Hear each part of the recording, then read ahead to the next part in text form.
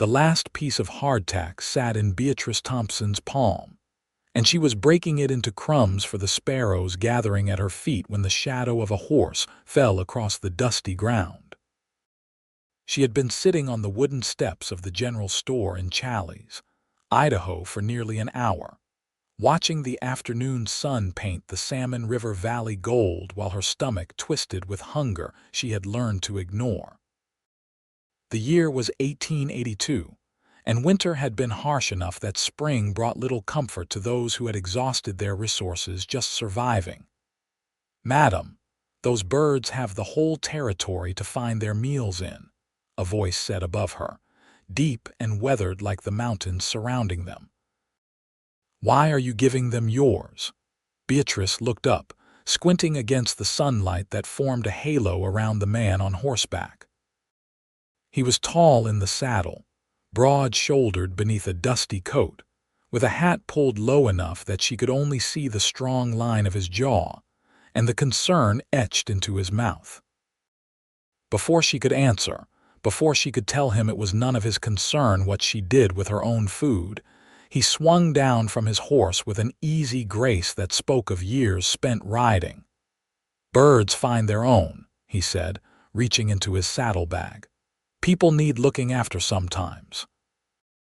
He pulled out a cloth bundle and held it toward her, and when she did not immediately take it, he settled himself on the step beside her, keeping a respectful distance. The sparrows scattered at his movement, taking wing in a flurry of brown feathers that caught the light. "I don't need charity," Beatrice said, but her voice came out weaker than she intended, and she hated herself for it. She was 22 years old and had been alone in this mining town for 3 months, ever since her father had died in a cave-in at the Lucky Strike mine. She had been surviving on the meager savings he left behind, and whatever work she could find doing laundry or mending. But Challis was a town that took care of its own, and she was still considered an outsider despite having arrived the previous autumn. "Not charity," the cowboy said, unwrapping the cloth to reveal fresh bread, cheese, and dried meat. "Just a man who has more than he needs at the moment, sharing with someone who could use a meal. Name's Preston Pierce. I work the cattle ranch about 10 miles north of here, up toward the mountains." He broke the bread in half and offered her a portion with such casual certainty that Beatrice found herself taking it before she could think better of it. The moment the bread touched her lips, she realized just how hungry she truly was, and she had to force herself to eat slowly, to maintain some dignity in front of this stranger who had appeared like an answer to a prayer she had been too proud to speak aloud. "Beatrice Thompson," she said between bites, and then, because his kindness deserved honesty, she added, "I haven't eaten properly in 2 days. Been saving what I had for when I really needed it, but I suppose I got a bit light-headed and decided the birds looked hungry too." Preston nodded as if this made perfect sense, as if he had not just found a grown woman preparing to starve herself while feeding wildlife. He took a piece of the bread for himself and chewed thoughtfully, his eyes scanning the street where miners and merchants went about their business in the late afternoon light. Challis was not a large town, perhaps 300 souls when the mines were working well, situated in a valley where the mountains provided both livelihood and danger. The Salmon River ran cold and clear to the west, and the air carried the scent of pine and possibility, of silver strikes and shattered dreams in equal measure. "Your father was Thomas Thompson," Preston said after a moment, and it was not a question. "I heard about the accident. I'm sorry." He seemed like a good man from the few times I spoke with him. Beatrice felt the familiar tightness in her chest that came whenever someone mentioned her father, but she nodded. "He was the best man I ever knew. Came out here thinking he'd strike it rich, give me a better life than we had back in Ohio. Instead, he gave me this." She gestured at the town, at the mountains, at the vast emptiness of her current situation. "This isn't nothing," Preston said quietly. "This is some of the most beautiful country God ever made. Your father gave you a chance at a life out here, even if it didn't come the way he planned." "A chance at what?" Beatrice asked, and she could hear the bitterness in her own voice. "I can't work the mine claims, can't get credit at the bank, can't even rent a decent room because landladies think a young woman alone is going to bring them trouble.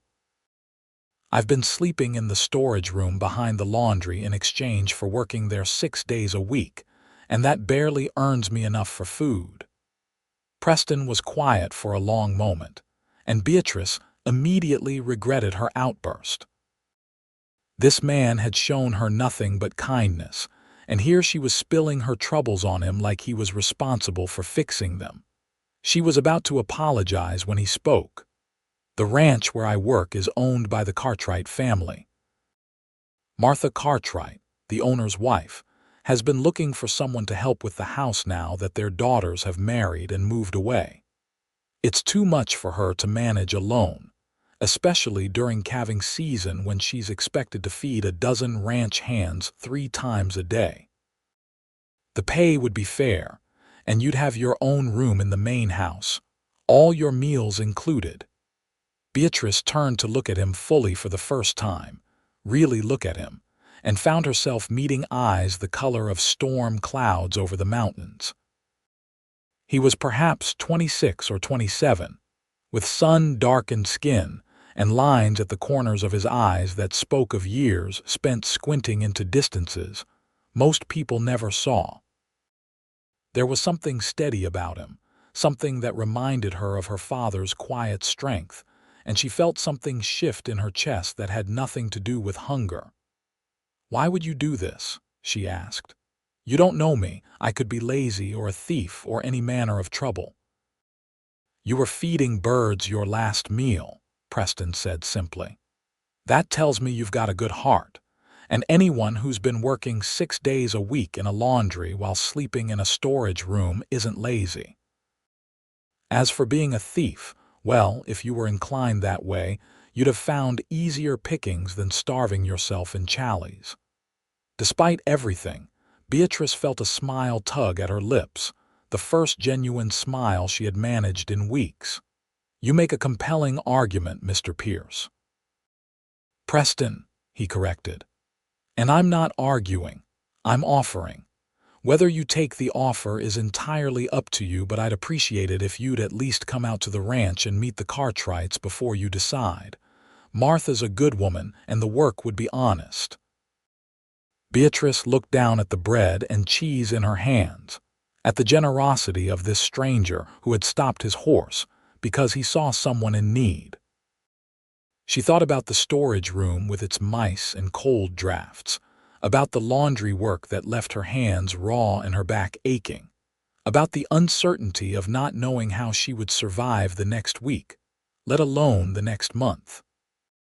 Then she thought about her father, about how he had taught her to recognize opportunity when it presented itself, even if it came in unexpected forms.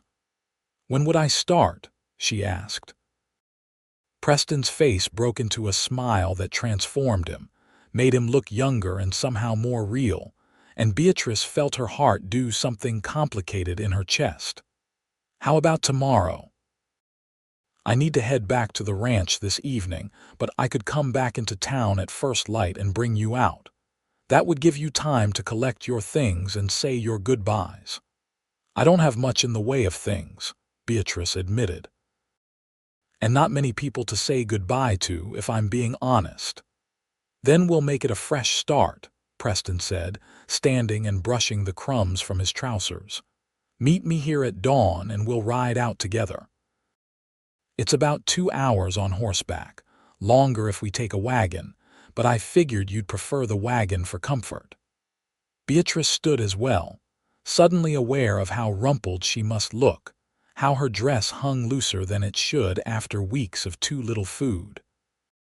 But Preston's eyes held only kindness, and something else she could not quite name, something that made her feel seen in a way she had not experienced since her father died.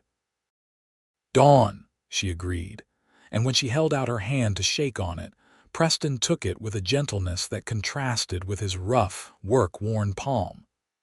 The touch lasted only a moment, but Beatrice felt the warmth of it long after he had mounted his horse and ridden north out of town. That night, she packed her few belongings into the carpet bag her mother had given her before she died, back when Beatrice was still a child, and the world had seemed full of possibility. She had so little to show for 22 years of living. A few dresses, her mother's Bible, her father's pocket watch, a daguerreotype of her parents on their wedding day. But as she folded each item carefully, she felt something like hope beginning to unfurl in her chest, fragile as new leaves but persistent. The woman who ran the laundry, Mrs. Chen, a Chinese immigrant who had come to Idaho during the gold rush and stayed when her husband died, accepted Beatrice's notice with equanimity. "You good girl," she said in her careful English. "You deserve better than sleeping with the soap. This cowboy, he good man." "I think so," Beatrice said. "I hope so." Mrs. Chen nodded sagely. "Sometimes we know things here," she tapped her chest over her heart. "You listen to hear, not just hear," she tapped her head. "You be okay." Beatrice slept fitfully that night, excitement and nervousness warring in her stomach. She woke before dawn and dressed in her best dress, which was not saying much, but at least it was clean and mended. She was waiting on the steps of the general store when the first pink light touched the mountain peaks, and she was there when Preston arrived driving a sturdy wagon pulled by 2 bay horses. "Morning," he called, hopping down to help her with her bag. "You ready?" "As ready as I'll ever be," Beatrice said, and let him hand her up onto the wagon seat. The wood was worn smooth by years of use, and someone had placed a folded blanket on the bench as a cushion. It was a small kindness, but it touched her nonetheless. They rode out of Challies as the town was waking, past the general store and the assay office, past the saloons that were just closing their doors for a few hours before the afternoon drinking began. The road north followed the Salmon River for a while, before turning east into the foothills, climbing gradually toward the mountains that stood sentinel over the valley.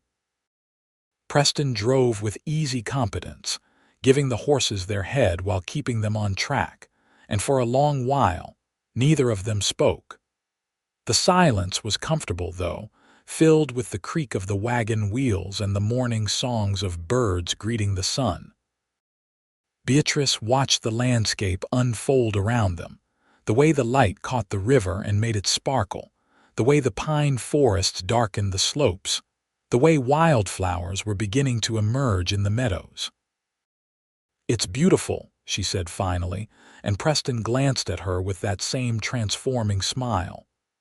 "It is. I grew up in Wyoming, worked ranches there and in Montana before coming down here 5 years ago. This valley, though, this is special.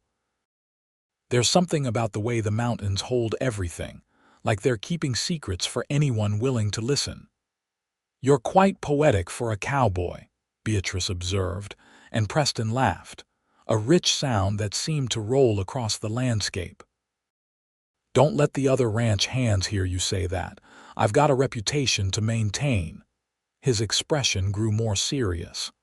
"But out here, you've got a lot of time to think, a lot of time to notice things. After a while, you either learn to appreciate the beauty or you go a little mad from the loneliness." "And which did you choose?" Beatrice asked. "Both, probably," Preston admitted. "There are days when the silence gets so loud I think I might lose myself in it. But then I see something like an eagle catching a thermal, or the way the aspens turn gold in autumn, or a woman feeding her last meal to sparrows because her heart's too big to let anything go hungry, and I remember why I stay." Beatrice felt heat rise to her cheeks at the compliment, disguised as it was in observation. "You hardly know me, Preston. That might have just been foolishness on my part, not kindness." "Sometimes they are the same thing," he said.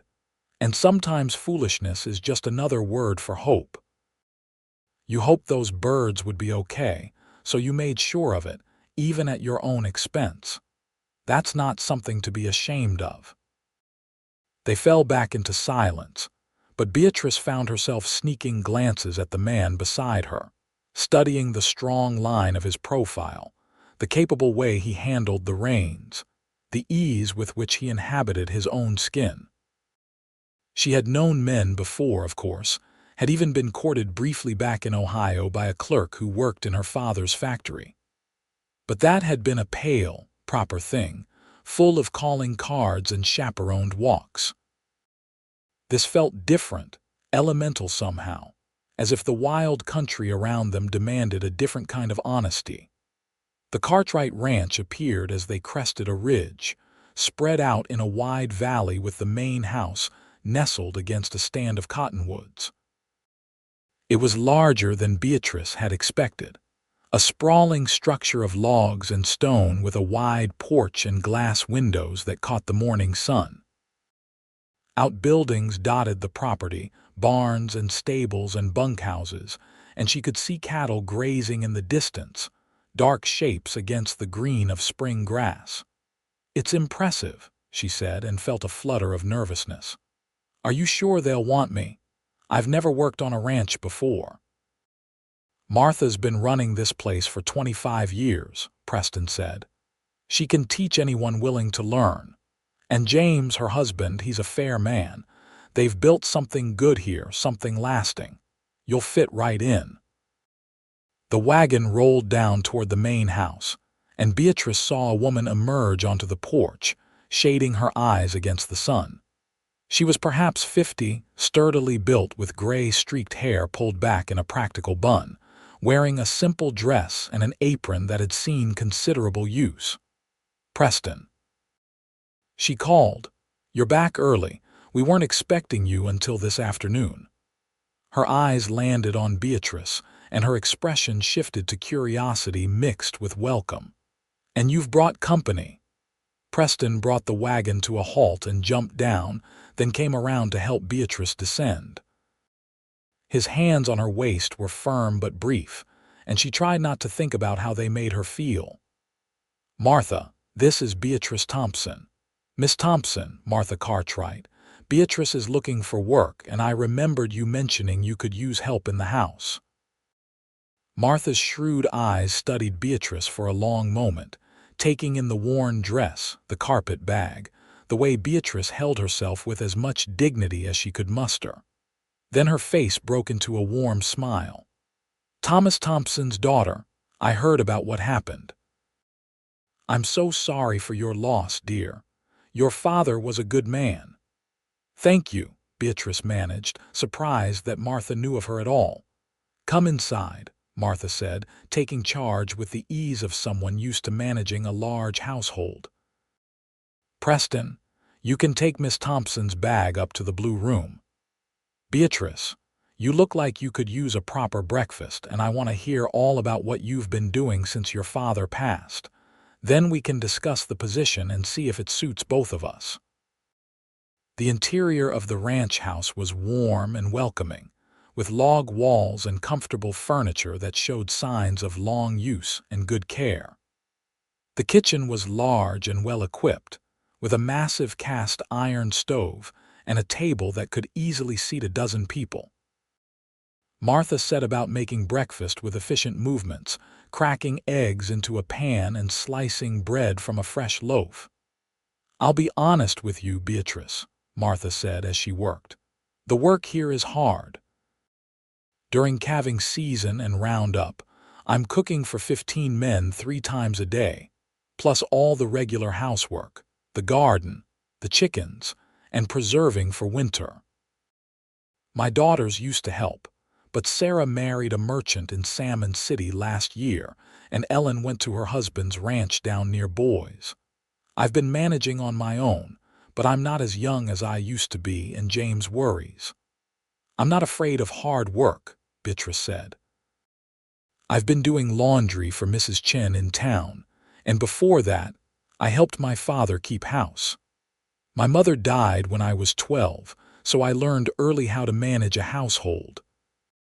Martha nodded approvingly and set a plate in front of Beatrice laden with eggs, bacon, fried potatoes, and thick slices of bread with butter and jam.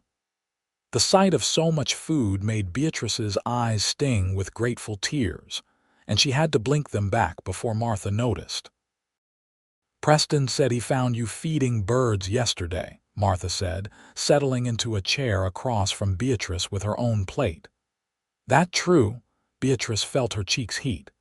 "I was being foolish. I wasn't thinking clearly." "Or you were thinking with your heart instead of your head," Martha corrected.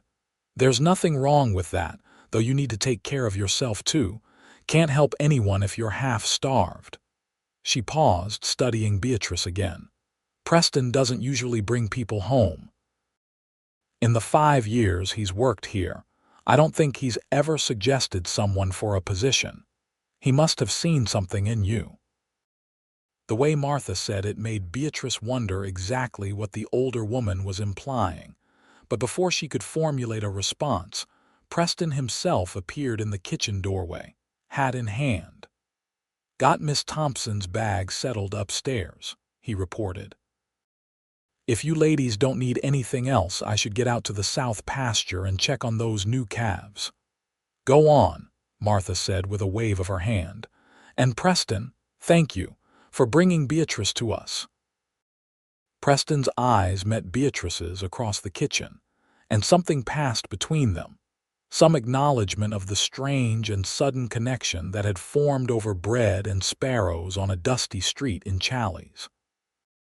"My pleasure," he said, and then he was gone, his boots echoing on the wooden floor before the door closed behind him.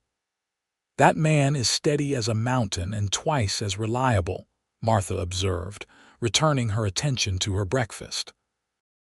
"My James says Preston is the best ranch hand he's ever had, and that's saying something. He could have his own place by now if he wanted, saved up enough for a down payment, but he says he's not ready to settle.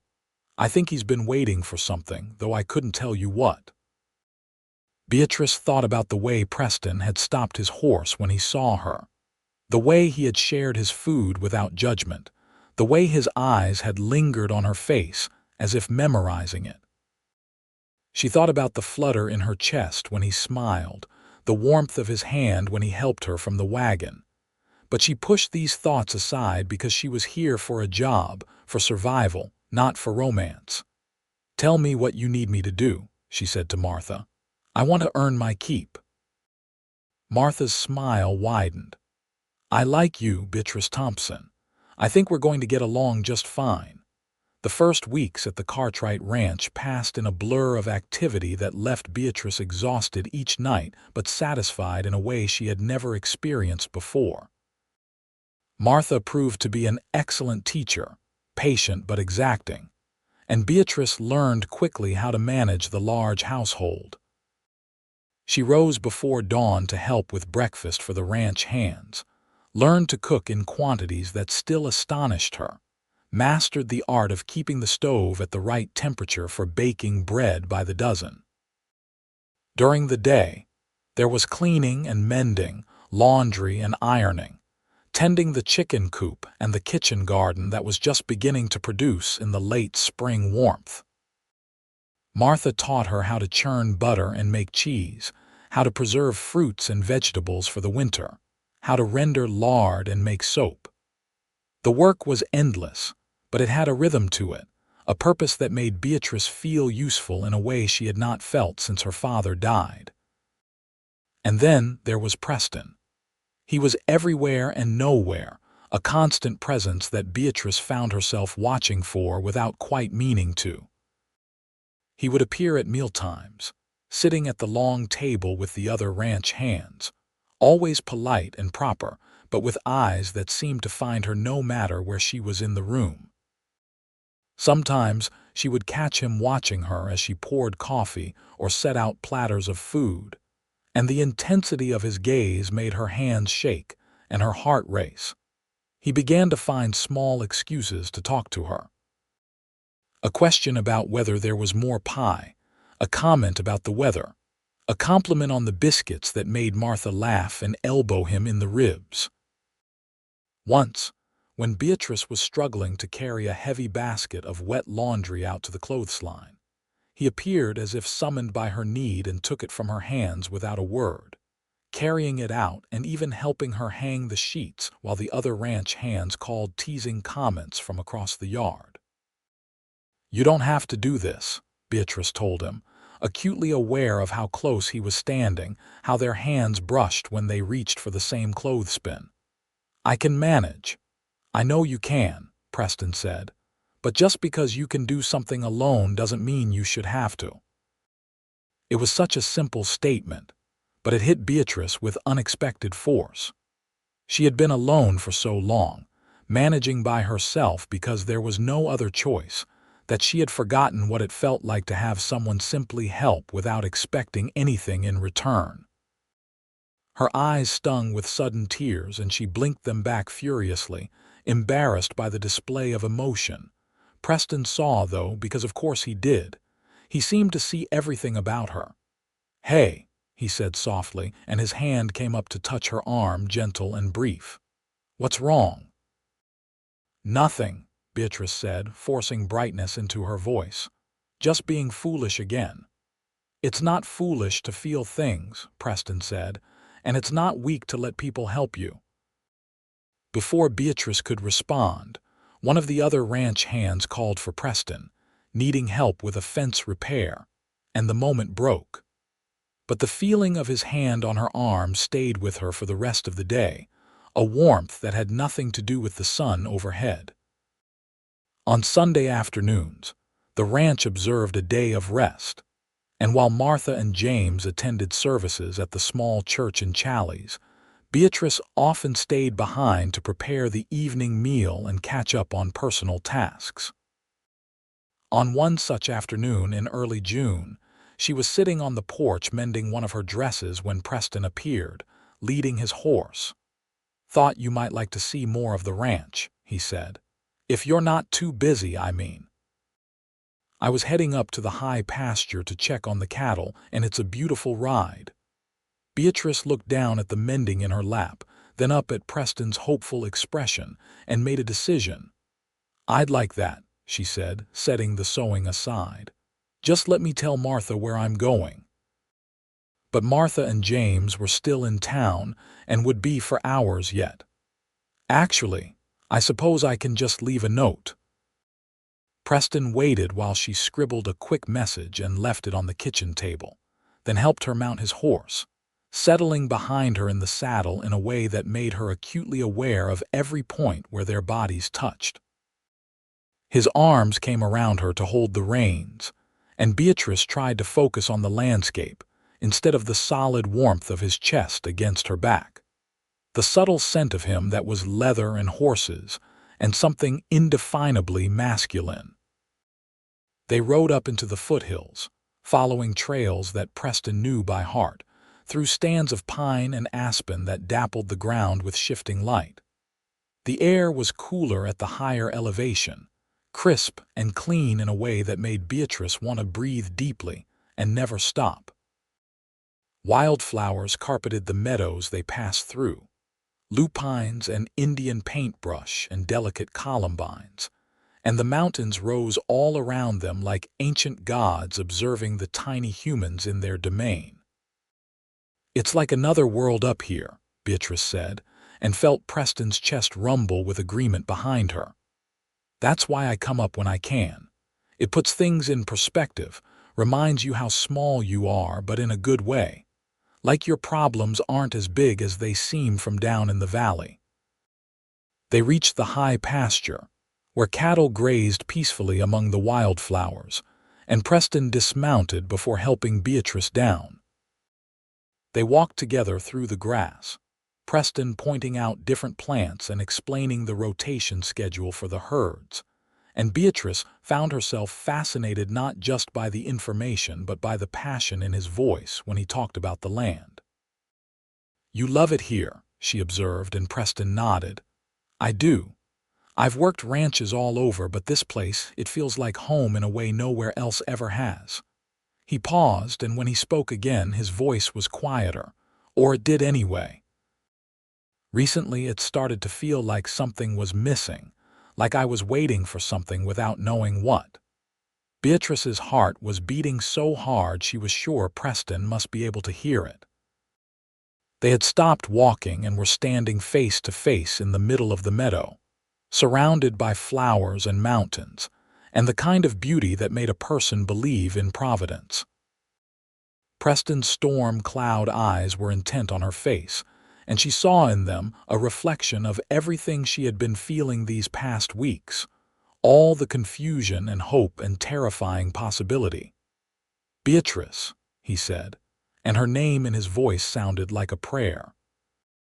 "I know this might not be the right time, and I know you're still grieving your father, and I know I have no right to ask anything of you. But I can't stop thinking about you. Ever since that day in Challies, when I saw you feeding those birds, you've been in my head and my heart, and I can't make sense of anything anymore." "Preston," she breathed, and did not know what else to say, how to explain that she felt exactly the same way, that the sight of him made her day brighter, that she had started to dream about a future she had not dared to imagine before. "I'm not a rich man," Preston continued, the words tumbling out as if he had been holding them back for too long. "I've got some savings and I could get a homestead if I wanted, work my own land. I'm not much to look at, and I know I'm just a ranch hand, but I'm steady and I work hard, and I would never let you go hungry again. I would spend every day trying to make you happy, trying to give you the life you deserve." "You're not just a ranch hand," Beatrice said fiercely, finding her voice at last. "You're a good man, Preston Pierce. You're the kind of man who stops when he sees someone in need, who shares what he has without expectation, who makes a woman feel seen and valued and safe. You're exactly the kind of man any woman would be lucky to have." "Any woman?" Preston asked and took a step closer. "Or you specifically?" Beatrice's breath caught in her throat. "Me," she whispered, "especially me." Preston closed the remaining distance between them, his hands coming up to cup her face with a tenderness that made her eyes sting. "Can I kiss you?" he asked, and Beatrice nodded, beyond words, beyond thought, knowing only that she wanted this, wanted him, with an intensity that frightened and exhilarated her in equal measure. The kiss was gentle at first, tentative, as if Preston was afraid she might shatter. But when Beatrice's hands came up to grip his shoulders, when she pressed closer and kissed him back with all the longing she had been suppressing, he deepened it, and the world spun away until there was nothing but the two of them and the wild country that had brought them together. When they finally broke apart, both breathing hard, Preston rested his forehead against hers. "I'm going to court you properly," he said. "I'm going to do this right. I want everyone to know that you're important to me, that this isn't just some passing thing. I want to marry you, Beatrice Thompson, if you'll have me." "We barely know each other," Beatrice said, but there was no conviction in her voice because it felt like a lie. She felt like she knew Preston in ways that had nothing to do with time, knew him in the way his hands were gentle with the horses, in the way he treated everyone with respect regardless of their station, in the way he had seen her feeding birds and understood that it meant she had a heart worth protecting. "Then let's get to know each other," Preston said. "Let's take our time and do this right. But I wanted you to know how I felt, wanted you to know that when I look at you, I see my future." Beatrice felt tears slip down her cheeks, but they were good tears, tears of relief and joy and a hope so fierce it hurt. "When I look at you," she said, "I see everything I thought I'd lost when my father died. I see home." They stayed in the high pasture for hours, talking and laughing and stealing kisses when the emotion became too much for words. Preston told her about his childhood in Wyoming, about losing his own parents to influenza when he was 17, about the years he had spent drifting from ranch to ranch looking for something he could not name. Beatrice told him about her mother's death, about the factory her father had worked in before deciding to try his luck in the West, about the dreams she had harbored of becoming a teacher before circumstances had forced her into mere survival. "You could still teach," Preston said. "Challies needs a school teacher. The last one married and moved away, and they've been looking for someone to take over." "I never finished my own schooling," Beatrice admitted. "I only made it through 8th grade before my mother got sick." "You're one of the smartest people I've ever met," Preston said firmly. "And you care about things, about people. That's more important than fancy degrees.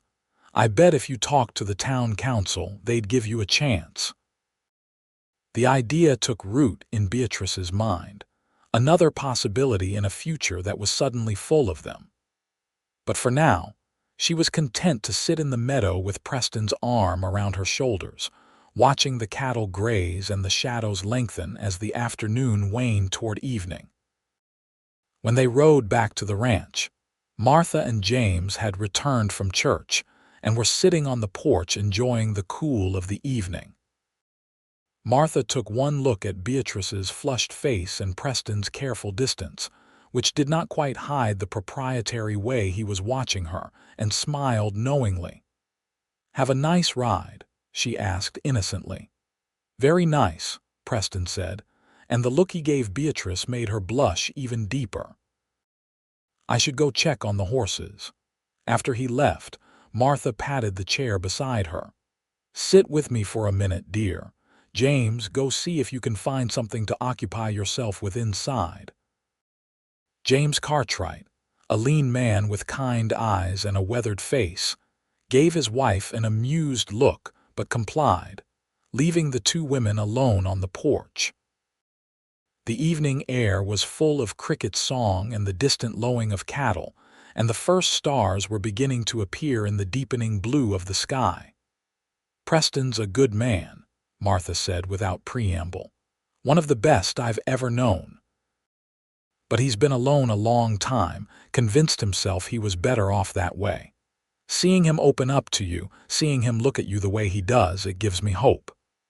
"We only just met," Beatrice said, but even to her own ears it sounded like a weak protest. "Sometimes that's all it takes," Martha said. "I knew I was going to marry James the day I met him. He came into my father's store looking to buy supplies for a cattle drive, and our eyes met across a barrel of pickles, and that was it. We were married 3 months later, and that was 30 years ago this August." "3 months," Beatrice breathed. "That's so fast." "When you know," Martha said simply. "But that doesn't mean you shouldn't take your time if you want to. Preston will wait. He's good at that. He's been waiting his whole life for the right person, and I think he's found her." Over the following weeks, Preston courted Beatrice with an old-fashioned determination that would have been comical if it had not been so deeply touching. He brought her wildflowers from the high pastures, presented with an earnestness that made her heart ache. He carved her a small wooden bird, a sparrow, which she kept on the windowsill in her room. He sought her out during meals to sit beside her, and when the other ranch hands teased him, he bore it with good-natured patience that spoke to how much she mattered to him. On Saturday evenings, when the work was done and the ranch hands often rode into Challies for drinking and cards, Preston stayed behind and sat with Beatrice on the porch, talking about everything and nothing. He told her his dreams of having his own ranch someday, of building something lasting that could be passed down to children and grandchildren. She told him about her love of books, how she had devoured every volume in the small library her father had accumulated, how she longed to share that love of learning with others. "You should talk to the town council," Preston urged again. "About the teaching position. I meant what I said before. You'd be wonderful at it." "Maybe," Beatrice said, allowing herself to consider the possibility. "After everything settles, after we figure out what we're doing." "We're falling in love," Preston said matter-of-factly. "That's what we're doing, and I know exactly where I want it to lead. Question is whether you want the same thing." Beatrice turned to look at him in the dim light from the windows, at this man who had become so essential to her so quickly. "I've never felt like this before," she admitted. "Like I'm standing on the edge of something huge and terrifying and wonderful all at once. Like I could fly or fall, and I won't know which until I jump." "Then jump," Preston said, taking her hand in his. "I'll catch you, I promise." In mid-July, Preston approached James Cartwright about taking a day off to escort Beatrice into Challies. He had business at the bank, he explained, and thought Miss Thompson might like to visit the town, perhaps do some shopping. James, who had been watching the romance develop with amused approval, agreed readily and even offered the use of the wagon. They set out early on a Wednesday morning, when the heat had not yet become oppressive, following the now familiar road down from the ranch into the valley. Beatrice had been back to Challies a few times since coming to the ranch, usually accompanying Martha to purchase supplies, but this felt different.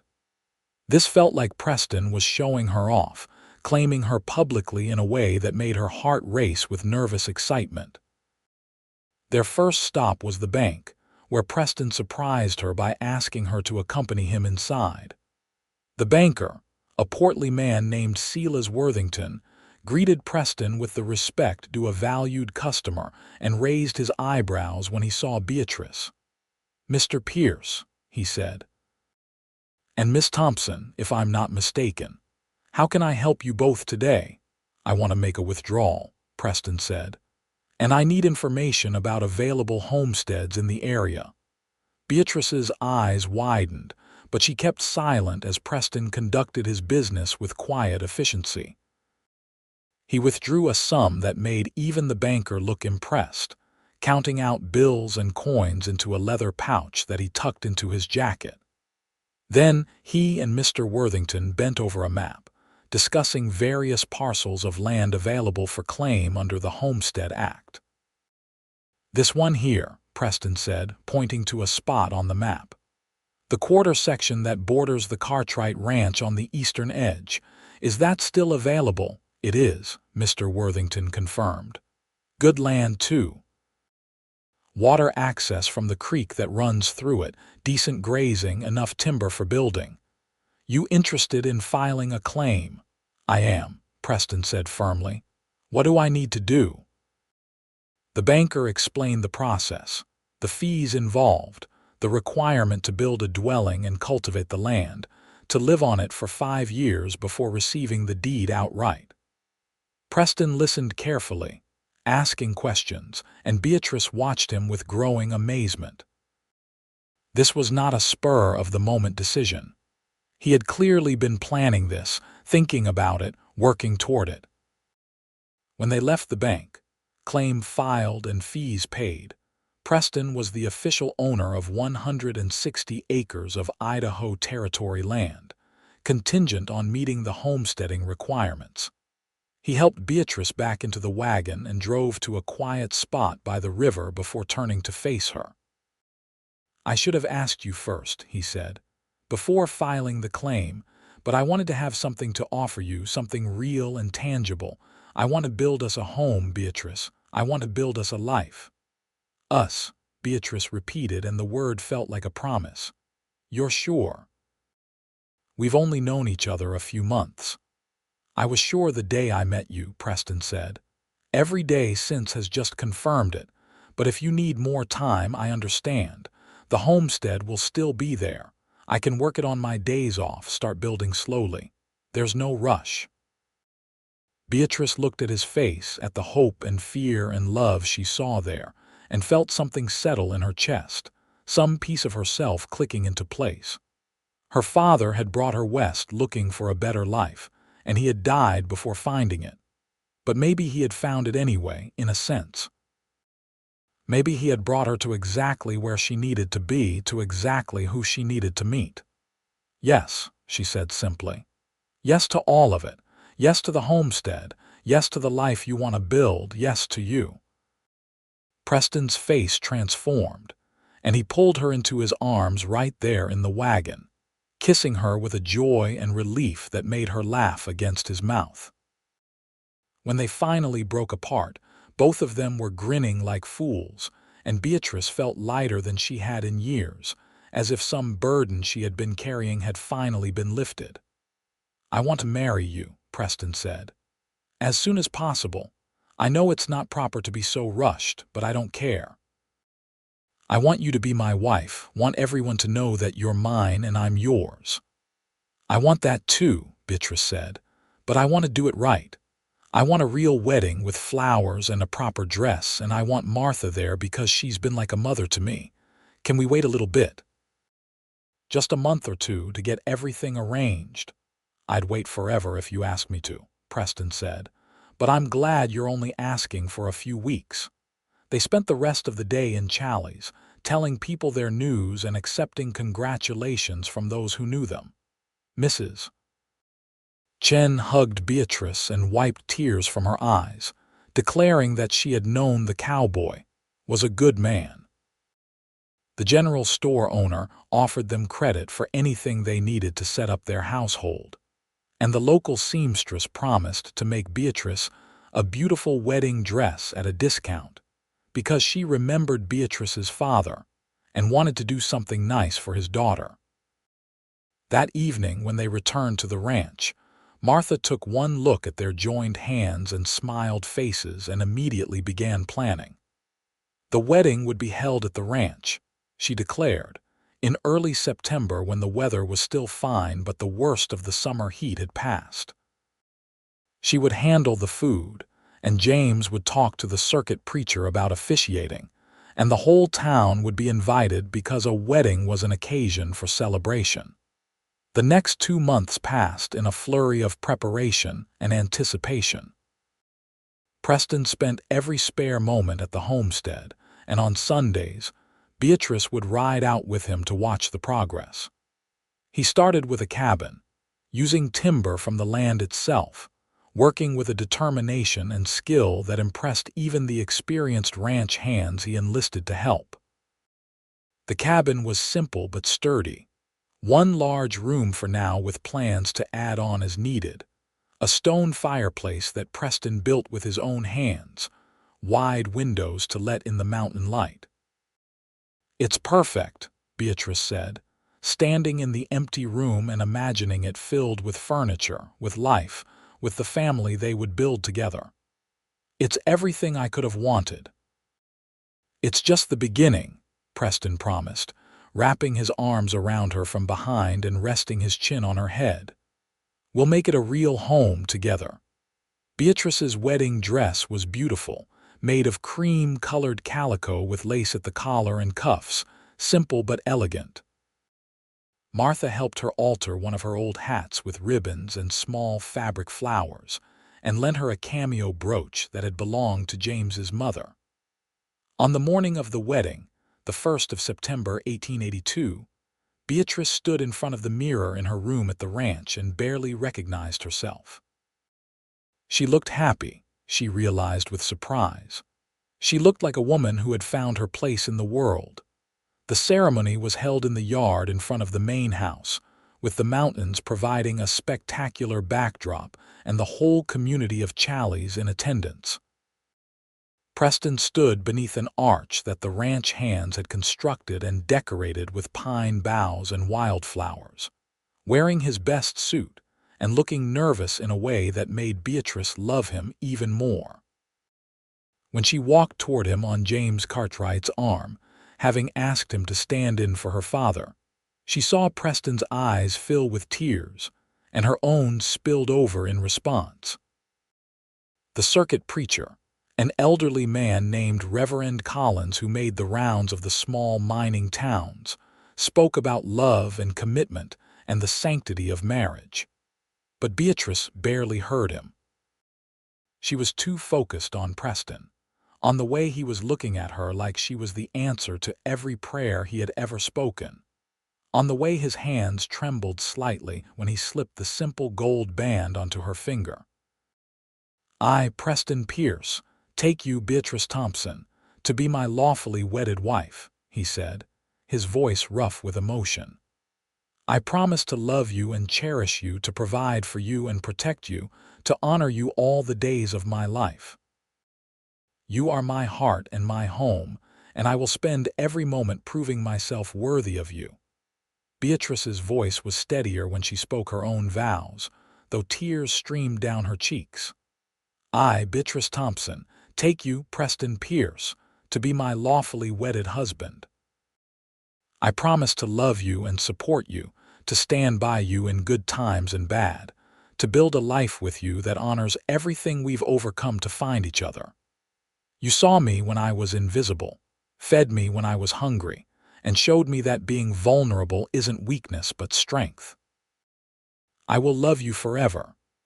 When Reverend Collins pronounced them husband and wife and told Preston he could kiss his bride, the cheer that went up from the assembled guests echoed off the mountains.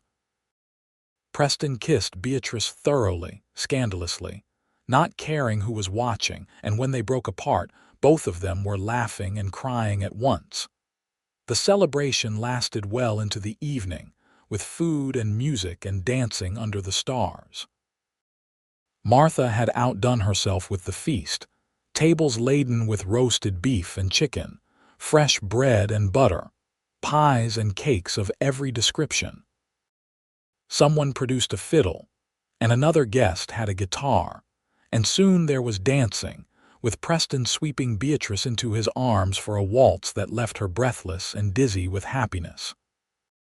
As the night wore on and the guests began to drift away, making their way back to town or to the bunkhouses, Preston and Beatrice slipped away to the wagon he had prepared for their departure. They were going to spend their wedding night at the homestead cabin, their own place, the beginning of their life together. The ride through the darkness was magical, with a full moon lighting their way and the air cool and pine-scented. When they reached the cabin, Preston insisted on carrying Beatrice over the threshold, and she laughed as he ducked through the door with her in his arms. He had furnished the cabin simply but carefully, a bed with a real mattress and quilts that Martha had given them, a table and chairs, a trunk for their clothes, and a rocking chair positioned near the fireplace. "Welcome home, Mrs. Pierce," Preston said, setting her down gently. He had built up the fire before they left for the wedding, and it cast dancing shadows on the log walls, making the space feel warm and intimate. "Mrs. Pierce," Beatrice repeated wonderingly. "I'm going to have to get used to that." "You've got the rest of our lives to practice," Preston said, and kissed her again, slower this time, deeper, with the knowledge that they had all the time in the world now, that this was just the beginning of forever.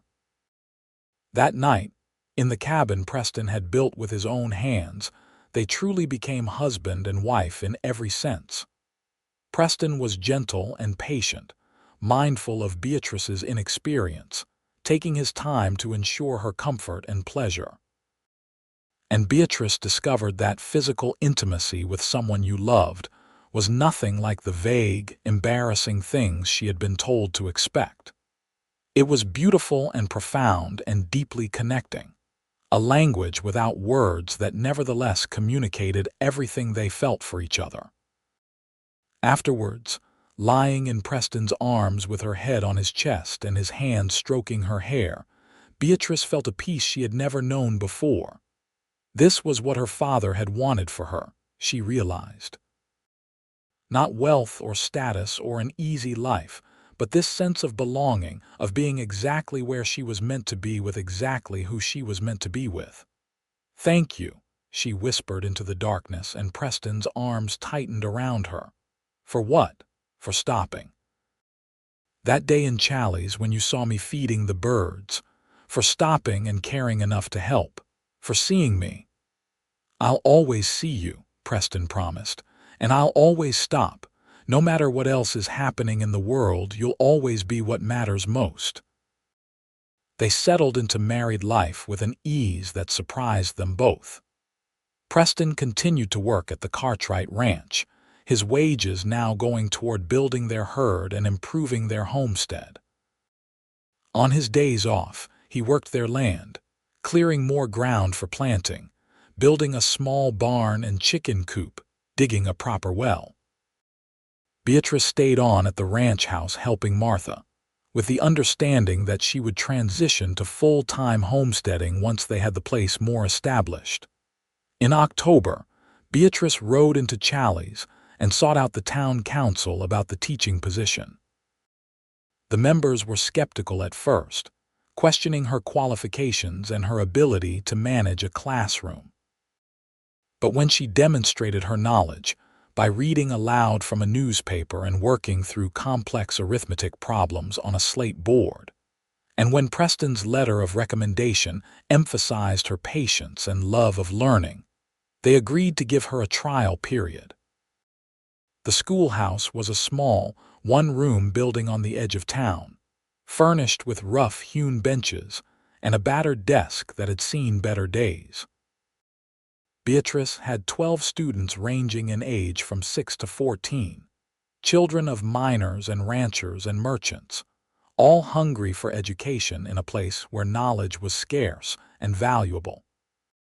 She threw herself into the work with a passion that surprised even her, spending evenings preparing lessons and finding creative ways to teach multiple grade levels simultaneously. Preston was endlessly supportive, helping her create teaching materials and building her a small bookshelf for the growing collection of primers and readers she was accumulating. On weekends, they would ride to the homestead together, and while Preston worked on various projects, Beatrice would plan lessons and grade papers, content to simply be near him while they each pursued their work.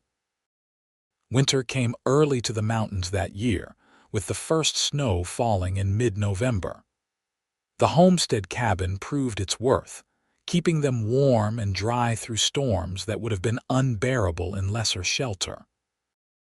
They spent long evenings by the fire, with Beatrice reading aloud while Preston worked on leather repairs or carved small toys that he said were for practice, but that Beatrice suspected were for children they might have someday. "You want children?" she asked him one evening, setting down her book to watch him whittle. "We've never really talked about it." Preston looked up from the wooden horse taking shape in his hands. "I do," he said simply. "A whole houseful if we're blessed. I want to teach them to ride and work the land, want to watch them grow up strong and healthy in this beautiful place. But only if you want that too. I know teaching is important to you, and I don't want you to feel like you have to give that up."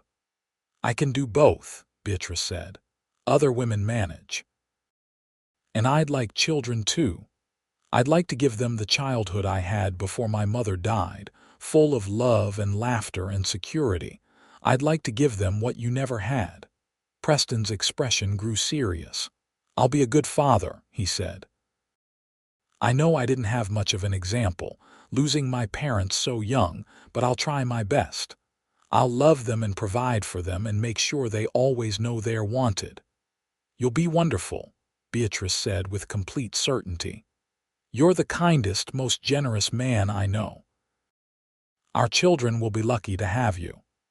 In March of 1883, Beatrice discovered she was pregnant. She had suspected for a few weeks, noticing the changes in her body, the nausea that struck in the mornings, the way certain smells made her feel queasy.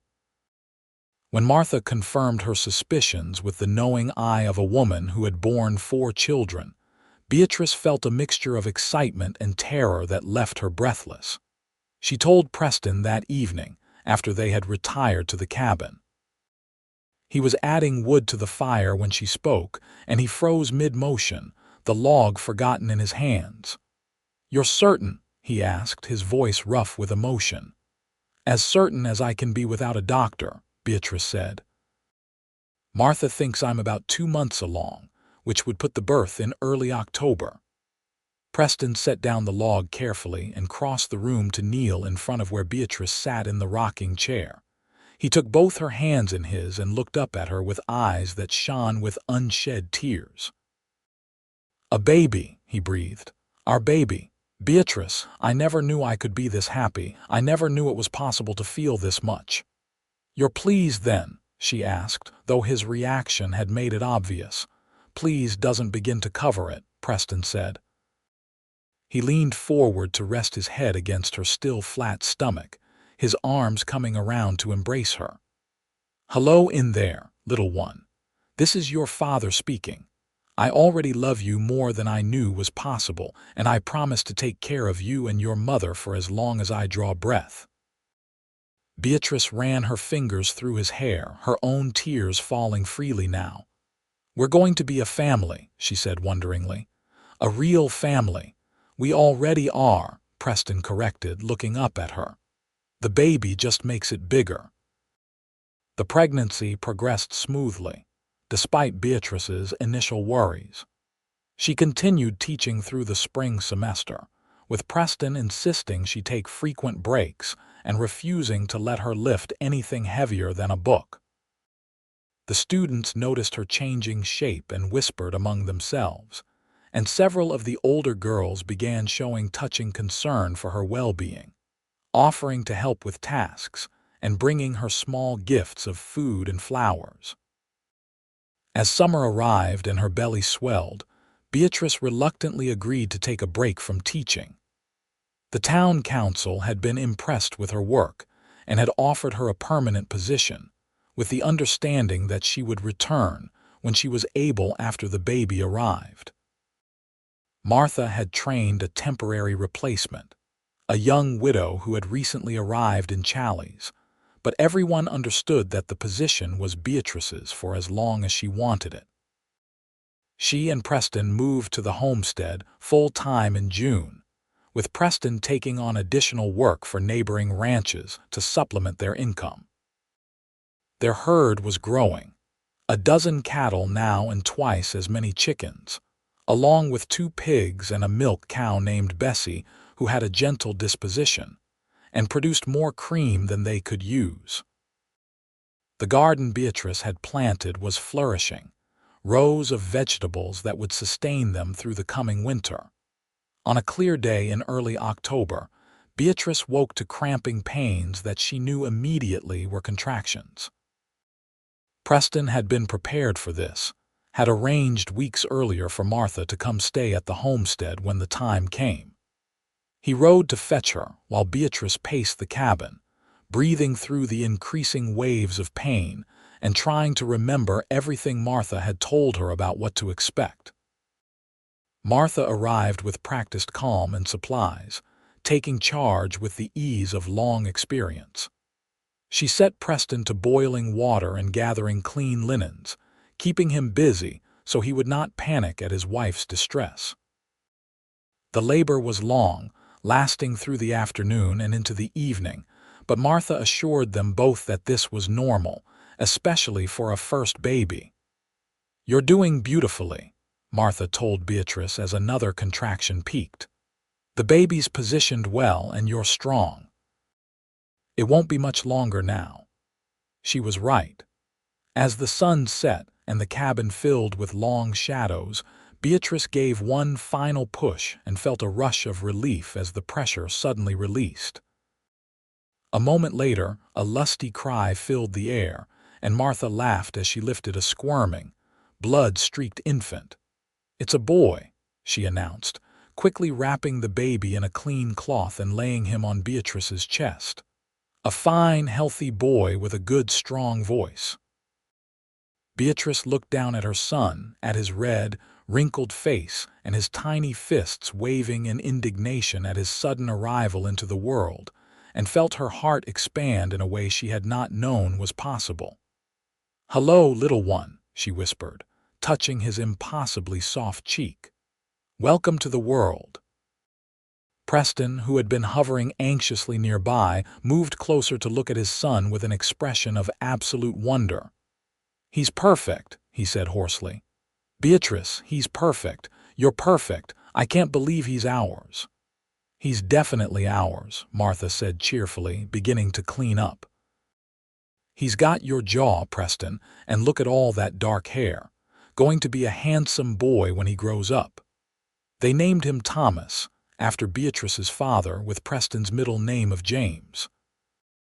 Thomas James Pierce, born October 3, 1883, weighing approximately 7 pounds if Martha's estimation was accurate. He was a good baby, nursing well and sleeping in long stretches that allowed Beatrice to recover her strength. Preston was besotted, spending hours just watching the baby sleep, marveling at his tiny fingers and toes, the soft spot on his head, the way he would grip Preston's finger with surprising strength. He built a beautiful cradle from pine and oak, smooth and sturdy, and would rock it gently with his foot while doing other tasks, unable to be far from his son for long. "I didn't know," he told Beatrice one night as they lay in bed with Thomas sleeping between them.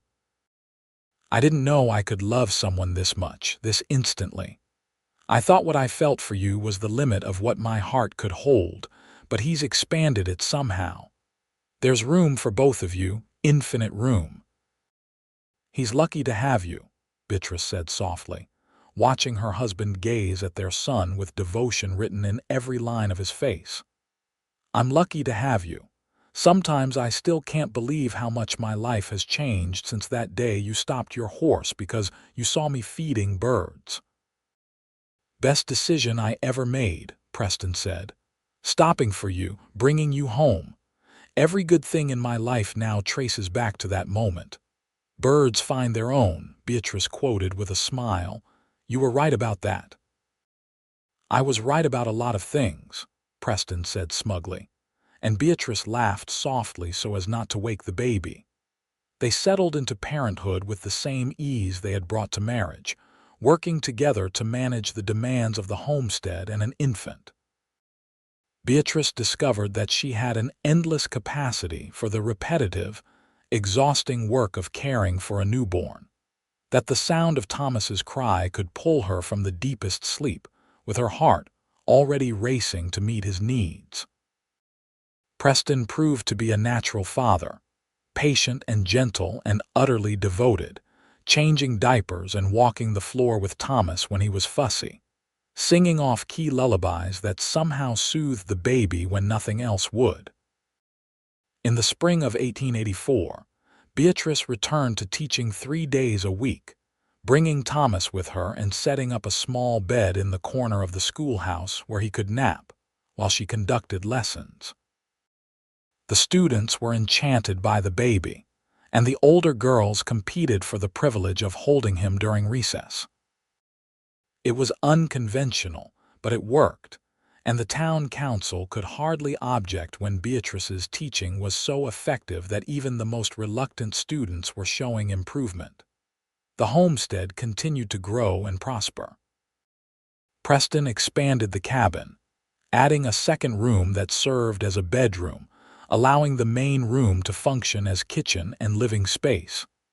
He built a proper porch with a railing, a place where they could sit on summer evenings and watch the sun set over the mountains. The herd increased, cattle and horses now, and Preston hired a young man from town to help with the heavy work, allowing him to take on less outside employment and spend more time on their own land. On Thomas's first birthday, they hosted a celebration at the homestead, inviting the Cartwrights and several families from town. There was food and music and laughter, and as Beatrice watched Thomas smash his face into a cake Martha had made special, she felt a contentment so deep it was almost painful. This was what happiness looked like, she realized. This ordinary, extraordinary life they had built together. In the winter of 1885, Beatrice discovered she was pregnant again. This time, she felt more confident, less anxious about the changes happening to her body. Thomas was walking now, getting into everything, a bright and curious child who kept them constantly on their toes. The idea of adding another baby to their household seemed both exciting and slightly overwhelming. "We'll manage," Preston assured her when she voiced her concerns. "We managed with Thomas, and we'll manage with this one. Besides, it'll be good for him to have a sibling, someone to play with and learn from." The second pregnancy was more difficult than the first, with Beatrice experiencing fatigue and nausea that persisted well into her second trimester. She reluctantly gave up teaching, unwilling to risk her health or the baby's by pushing herself too hard. The town council promised to hold the position for her, and the temporary teacher agreed to continue indefinitely. Their daughter was born in June of 1886. A smaller baby than Thomas had been, but just as healthy, with a shock of red hair that neither parent could account for, and green eyes that Martha said she must have gotten from some distant ancestor. They named her Rose Ellen Pierce. Ellen after Martha's daughter, who had been such a good friend to Beatrice, and Rose because Preston said she was as beautiful and perfect as the wild roses that bloomed in the meadows each spring. Thomas, not quite 3 years old, was fascinated by his baby sister, wanting to touch her constantly and bring her his toys. Preston had to watch him carefully to ensure his enthusiasm did not become dangerous, but it was clear that the children would be close. Rose was a placid baby, content to nurse and sleep and observe the world with solemn green eyes, and Beatrice found herself marveling at how different two children from the same parents could be. "She's going to keep us on our toes," Martha predicted, visiting often to help with the two young children. "The quiet ones always do. Thomas announces everything he's thinking, but Rose, she's watching and learning, storing it all up for later." Martha's prediction proved accurate as Rose grew. She was a thoughtful child, slow to speak but quick to understand, observing everything with an intensity that sometimes unnerved Beatrice. But she was also sweet and affectionate, clinging to Preston in particular, and he doted on her shamelessly, calling her his little wildflower and carving her intricate toys that she treasured. The years passed in a blur of work and joy and the occasional hardship.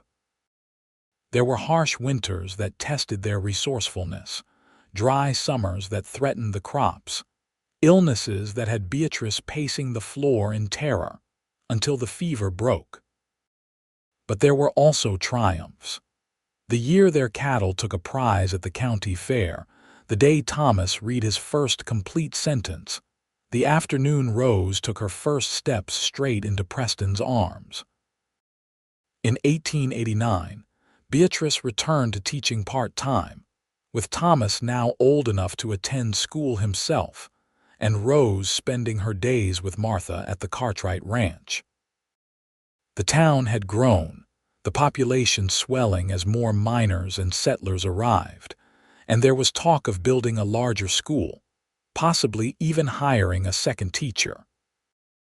Beatrice found she still loved the work, still felt a thrill when a student's face lit up with understanding, still believed in the power of education to transform lives.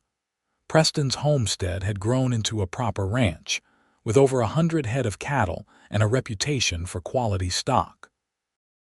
He had filed claims on adjacent parcels, expanding their holdings, and had built a larger barn and several outbuildings.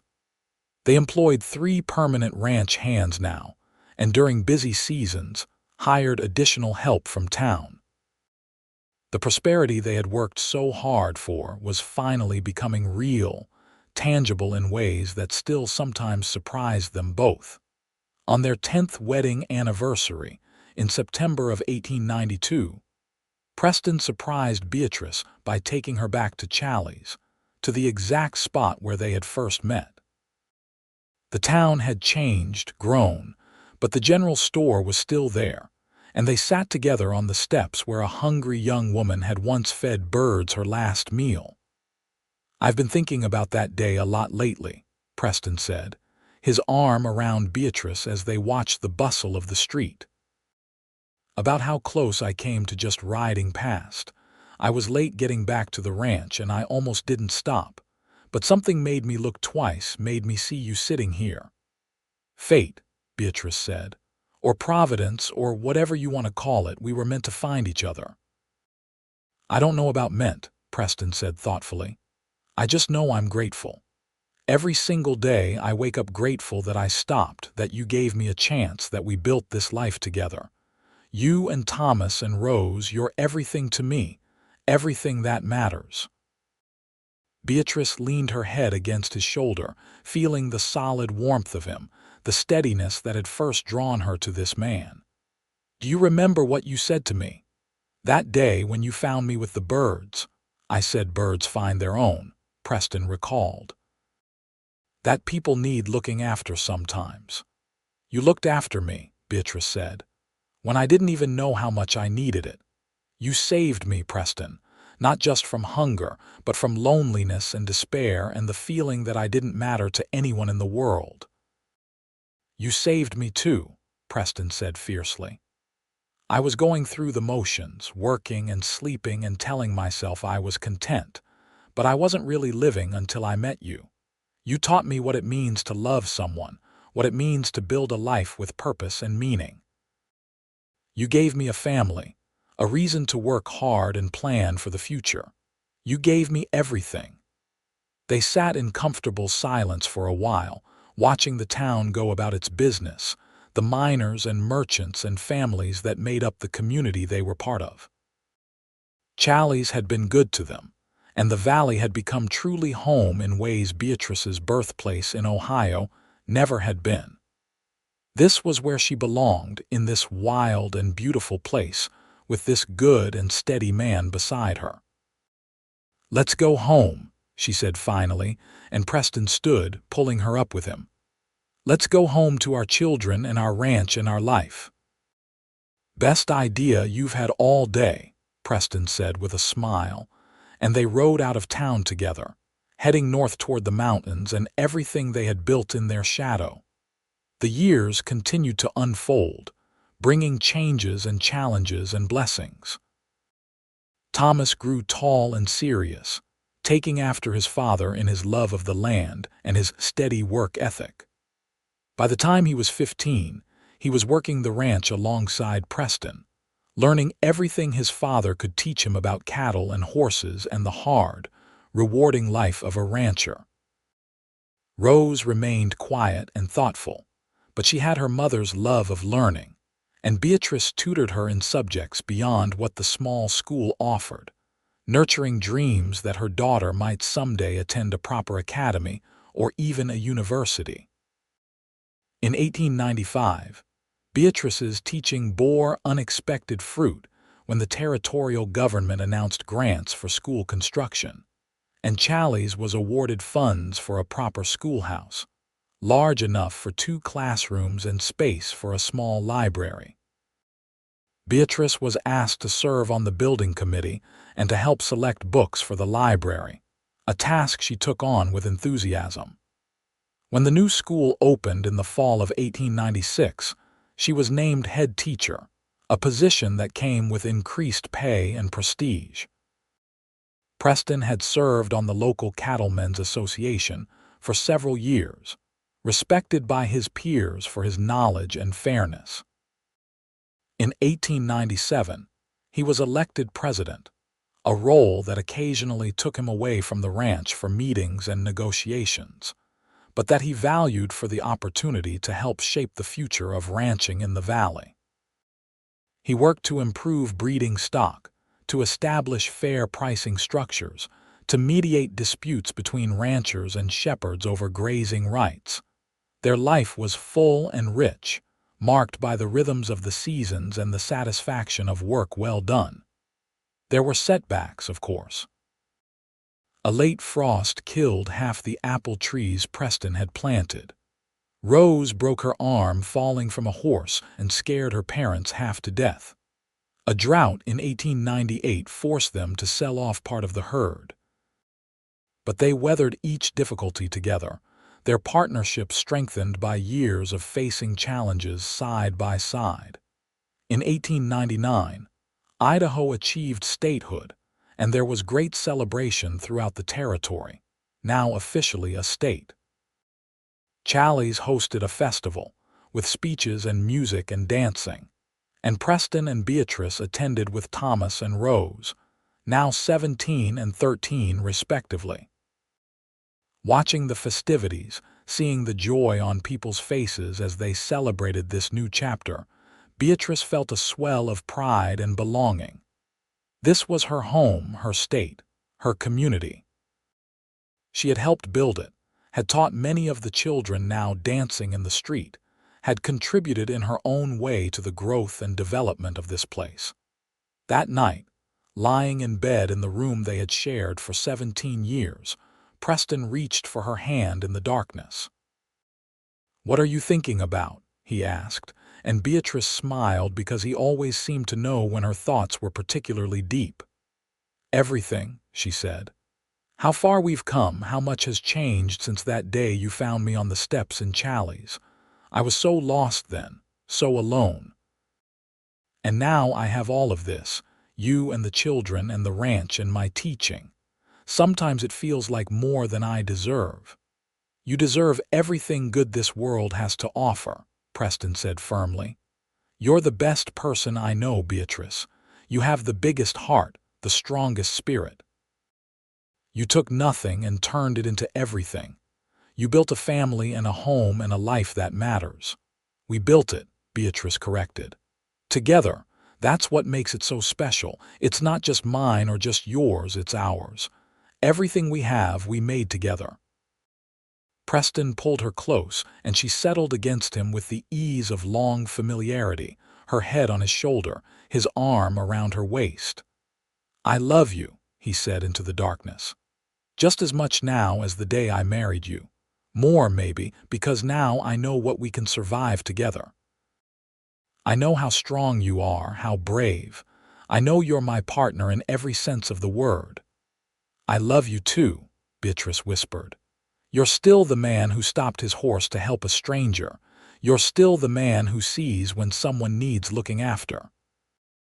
You're still the kindest, most generous person I've ever known."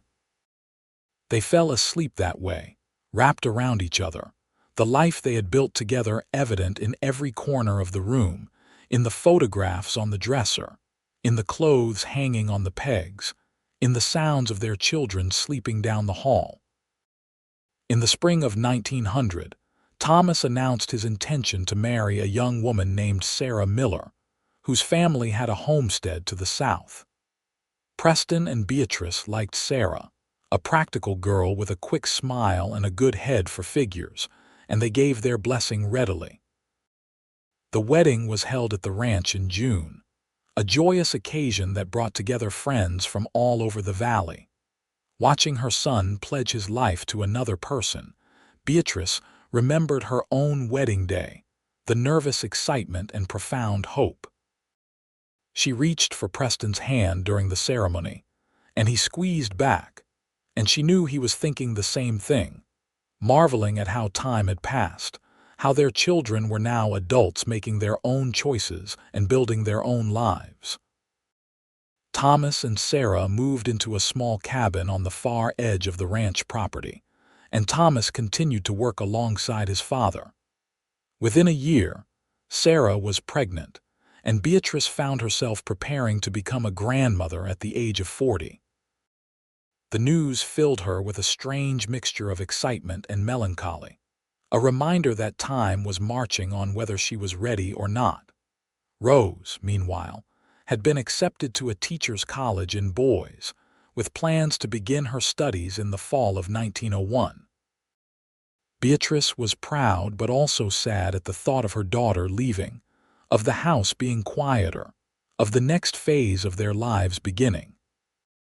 But Preston reminded her that this was what they had worked for, this opportunity for their children to have choices and chances that neither parent had enjoyed. "We gave them roots," he said. "Now we have to trust that they'll use their wings wisely." The first grandchild, a boy named Preston Thomas, was born in February of 1901, and Beatrice fell in love all over again with the wonder of new life. Holding her grandson, seeing her own features and Preston's mixed with Thomas and Sarah's, was a profound experience that made her think about legacy and continuity, about how lives echoed forward through generations. Preston was equally smitten, delighting in his role as grandfather, carving toys and building a small rocking horse, telling stories about the old days when he and Beatrice were young. Watching him with baby Preston, seeing the tenderness and joy on his face, Beatrice felt her heart overflow with love for this man who had changed her life so completely. Rose left for boys in September, tearful but excited, and Beatrice threw herself into her teaching to cope with the empty space her daughter left behind. She and Preston were alone in the house for the first time since Thomas's birth, 20 years earlier, and there was an adjustment period as they learned to navigate this new phase of their marriage. But they discovered that they liked it, the quiet evenings together, the ability to be spontaneous without worrying about children, the opportunity to focus on each other in ways they had not been able to in years. They took rides together in the mountains, revisiting places they had gone when they were courting. They sat on the porch for hours, talking and planning and simply being together. They made love with the freedom and leisure of people who did not have to worry about being overheard, rediscovering each other's bodies and the passion that had never really faded, despite the demands of raising children and running a ranch. "We're not old yet," Preston said one night, pulling Beatrice close in the darkness. "We've got years ahead of us, years to enjoy this life we built. The children are launched, the ranch is thriving, and we've got each other. That's more than most people ever get." "We're blessed," Beatrice agreed. "More blessed than I ever dreamed possible when I was sitting on those steps in Challies, breaking up hardtack for sparrows." "Best day of my life," Preston murmured. "The day I found you. Everything good flows from that moment." Over the next several years, their family continued to grow. Thomas and Sarah had 2 more children, a girl and another boy. Rose completed her studies and returned to Challies to teach at the school alongside her mother, the two of them forming an effective team that raised the educational standards throughout the valley. She met and married a young lawyer who had come west to seek his fortune, and they built a house in town, close enough that Beatrice could visit often. Preston and Beatrice watched it all with satisfaction and joy, seeing their children thrive, watching their grandchildren grow. They marked their 25th wedding anniversary in 1907 with a large celebration at the ranch, attended by what seemed like half the population of Challies. There were speeches about their contributions to the community, about Preston's leadership in the Cattlemen's Association, and Beatrice's decades of teaching service. But what mattered most to both of them was looking around at the faces of their children and grandchildren, at the tangible evidence of the life they had created together. 25 years, Beatrice said to Preston as they danced together under strings of lanterns hung in the yard. "It seems like a lifetime and like no time at all. Could have been 50 years for all I care," Preston said. "Still wouldn't be enough. I want 1,000 years with you, 1,000,000. I want forever." "We've got forever," Beatrice said, looking up at his face, still so dear despite the gray in his hair and the lines around his eyes. "Maybe not in this life, but we've got forever. What we've built together, what we've created, it goes on, through our children and their children. We get forever that way." As the evening wore on and the celebration continued around them, Preston and Beatrice slipped away for a moment of quiet together. They walked to the spot where Preston had first begun building the cabin, where they had spent their wedding night, where they had weathered storms and raised babies and built a life that exceeded both their expectations. "You ever regret it?" Preston asked suddenly. "Giving up your independence, your freedom? You could have done anything, gone anywhere after your father died. You chose me, chose this life. Do you ever wonder what else might have been possible?" Beatrice turned to face him, taking both his hands in hers. "Not once," she said fiercely. "Not for a single moment have I regretted choosing you. You gave me everything I didn't know I needed, everything I was afraid to hope for. You gave me a home and a family and a purpose. You gave me love that sustained me through everything. How could I possibly regret that?" Preston pulled her into his arms, holding her tight against his chest, and Beatrice felt the steady beat of his heart, the same heart that had been hers for 25 years now. "I love you," he said simply. "That's all I know for certain in this world. I love you, and I'll love you until my last breath and beyond." "I love you too," Beatrice said. "Always." They stood there in the darkness, with the sounds of celebration drifting toward them on the wind, and they were 22 and 26 again, new to each other and full of hope. They were 47 and 51, tested by time and proven strong. They were all the ages they had ever been and would ever be, caught in a moment that seemed to hold all the moments of their lives together. The years that followed brought the usual mixture of joy and sorrow that comes with aging. James Cartwright passed away in 1909, and Martha followed him less than a year later, as if she could not bear to be separated from the man she had loved for over 50 years. Beatrice mourned the loss of the woman who had been mentor and friend and surrogate mother, and Preston grieved the man who had given him his chance and taught him so much about ranching and life. But there were joys, too. More grandchildren arrived, a whole gaggle of them running around at family gatherings, filling the ranch house with laughter and noise. Rose's children were clever and bookish like their mother, while Thomas's were practical and hardworking like their father. Preston and Beatrice delighted in all of them, spoiling them shamelessly, and sending them home to their parents full of stories and candy. In 1913, Beatrice finally retired from teaching, after 30 years of service to the Challey school system. The town threw her a farewell party, with speeches and gifts and enough flowers to fill the house. Former students, now adults with children of their own, came to tell her how she had changed their lives, how she had inspired them to value education and learning. Beatrice was moved to tears by the outpouring of affection and gratitude, by the realization that her work had mattered, that she had made a difference in ways that would echo forward through generations. Preston, now 62, had gradually turned over most of the day-to-day ranch operations to Thomas, though he still rode out every day to check on things, and could not quite bring himself to fully retire. The ranch was thriving, expanded to over 1,000 acres, with a herd of prime cattle that commanded top prices at market.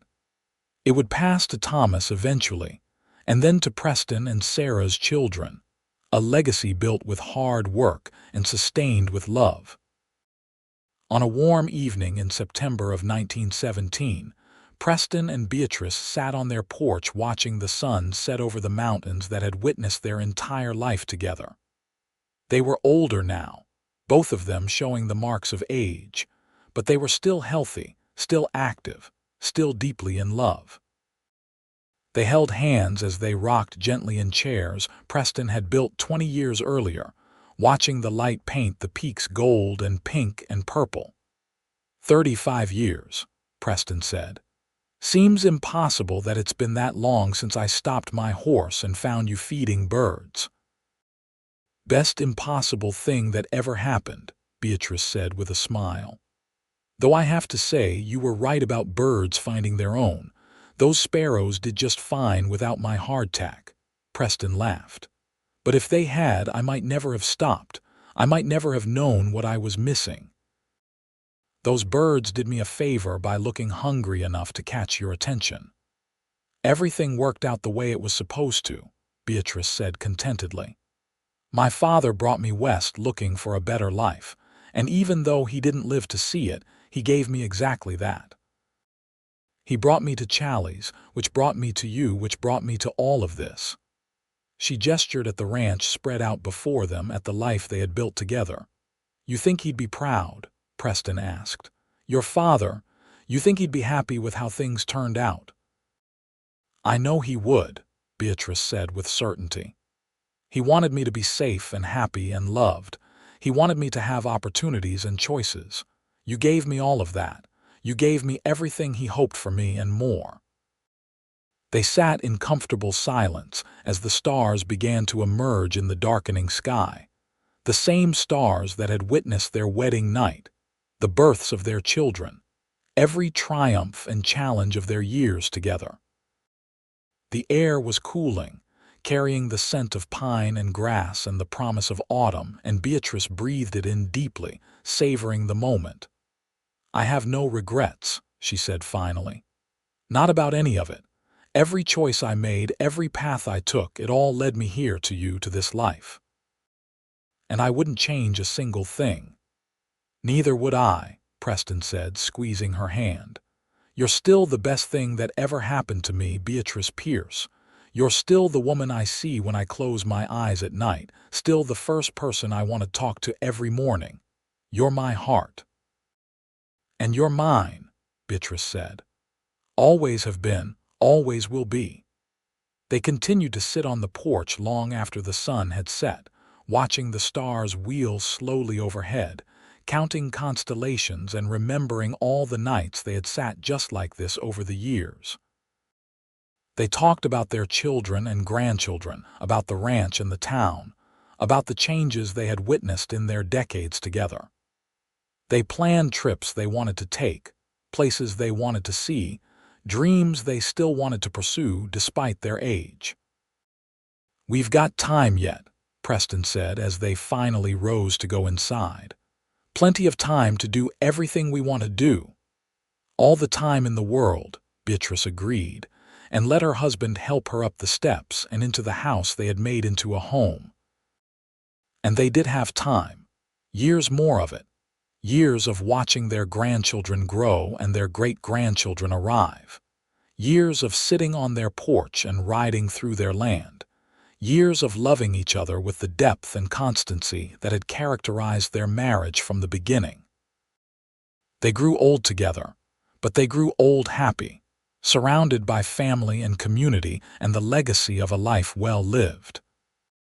When people asked Beatrice in her later years about the secret to their long and happy marriage, she would always smile and say, "He saw me feeding birds my own dinner, and instead of judging me for it, he brought me more food and reminded me that people need looking after sometimes. He saw me at my lowest and chose kindness. Everything else built from that foundation." And Preston, when asked the same question, would laugh and say, "I was smart enough to stop my horse when I saw her, smart enough to know a treasure when I found one, and smart enough to never let her go. Best decision I ever made."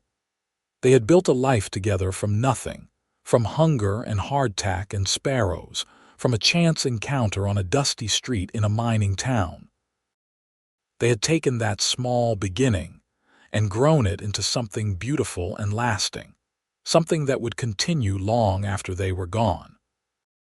They had loved each other fiercely and faithfully through everything, and in doing so they had created not just a family but a legacy of love that would echo forward through generations. And in the end, that was enough. More than enough. It was everything.